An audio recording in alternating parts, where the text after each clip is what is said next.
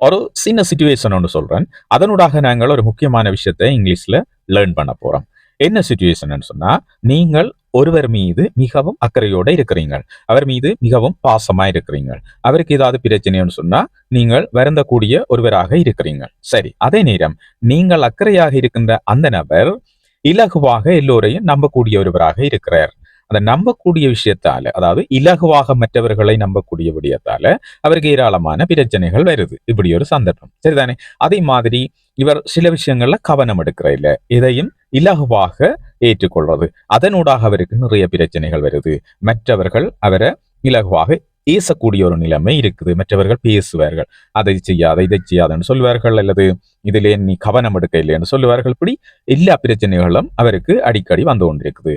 ஆனால் நீங்கள் அவர்ல மிகவும் அக்கறையாக இருக்கின்ற ஒருவர். அப்படியான சந்தர்ப்பத்தில் நீங்கள் என்ன சொல்லுவீங்க? நீங்கள் என்ன கேட்பீங்கள் அவர்கிட்ட? சரி, நிறைய விஷயங்களை கேட்கலாம், நிறைய விஷயங்களை சொல்லலாம். என்ன இப்படி செய்யாத அப்படி செய்யாதன்னு சொல்லி ஏராளமான விஷயங்களை சொல்லலாம். நான் என்ன சொல்லி தர போறேன்டா, அவர்கிட்ட நாங்கள் என்ன கேட்போம்? ஏன் நீ இப்படி இருக்கிற? இந்த மாதிரியான நான் கேர் எடுக்கக்கூடிய ஒரு நபராக அவர் இருந்தால் நான் எப்படி கேட்பேன்டா, ஏன் நீ இப்படி இருக்கிற? இதை இங்கிலீஷ்ல நான் why are you being like this? ஏன் இப்படி இருக்கிற? why are you being like this? ஏன் இப்படி இருக்கின்றாய்? ஏன் எல்லாரையும் இலகுவா நம்புற? ஏன் எல்லா விடயங்களையும் கவனம் இல்லாமல் இருக்கிற? ஏன் எல்லார்ட்டையும் ஏச்சு வாங்குற? இது எல்லாத்துக்கும் பொதுவான ஒரே கேள்வி, why are you being like this?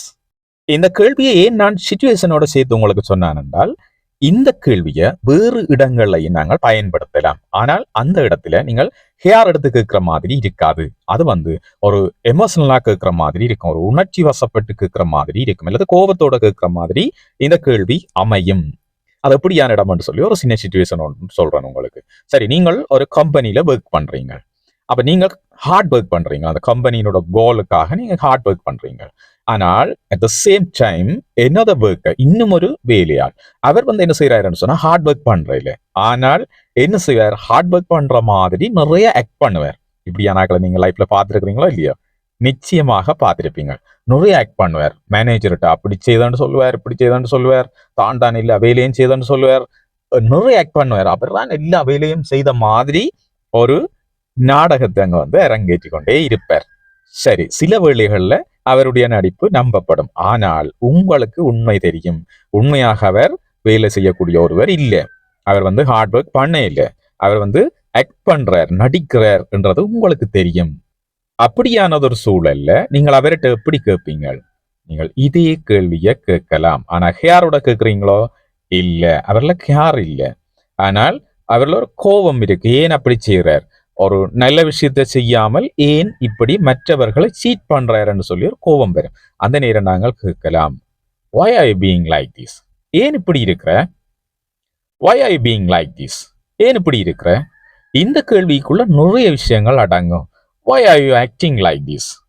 விளங்குதானே? இவர்கிட்ட நாங்கள் இந்த அர்த்தத்துல கேட்கிறோம், ஏன் இப்படி நடிக்கிற? why are you acting like this? ஏன் இப்படி நடிக்கிற? இந்த கேள்வி எதுக்குள்ள வந்துட்டு சொல்லுங்க அப்பம்? அந்த பொதுவா நான் கேட்டேன் தானே, why are you being like this? ஏன் இப்படி இருக்கிற என்ற கேள்விக்குள்ளேயே வந்துடும். கோபமாக நீங்கள் இந்த கேள்வியை கேட்கலாம்.